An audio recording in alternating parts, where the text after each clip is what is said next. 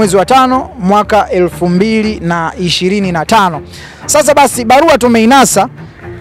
Ngoja nikusomee barua ambayo imetoka CAF kuja kwa Simba na TFF. Barua inasema hivi: michuano ya Total Energies kombe la shirikisho mwaka 2024-2025 imeandikwa kwa katibu mkuu wa TFF ambaye ni bwana Wilfred Kidao. Wamemwandikia ujumbe ufuatao kwamba CAF inatuma shukrani za dhati kwa TFF, serikali ya Tanzania na wadau wote kwa ushirikiano wao wa nguvu na uzingatiaji wao katika maandalizi ya mchezo wa fainali ya kombe la shirikisho mwaka 2024-2025.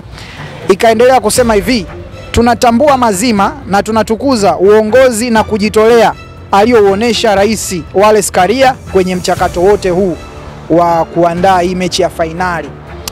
Aya ya pili inasema: kufuatia mfululizo wa uchunguzi wa kina na wa kiufundi uliofanywa na watu wa kimataifa wa ukaguzi wa sehemu ya kuchezea ile pitch na kuzingatia msimu wa mvua unaoendelea nchini Tanzania kwa sasa, imeshauri kwa dhati kabisa, hasa kwa mtazamo wa kiufundi, kwamba fainali fanyike uwanja wa Aman Zanzibar. Hiyo ni aya ya pili.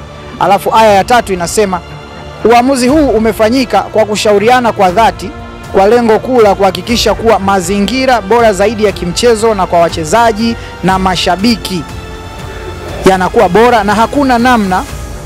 Tunashukuru zaidi kwa juhudi zilizofanywa na TFF na uongozi wake kuhakikisha mechi hii inachezwa kwa Mkapa. Tunatazamia kufanya kazi kwa ukaribu na timu yako kuhakikisha ufanisi na mafanikio katika maandalizi ya fainali pale Zanzibar.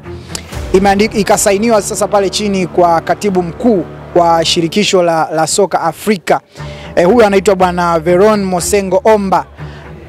Bwana Veron Mosengo Omba yeye ni katibu mkuu ambaye ana uraia pacha, uraia wa Kongo.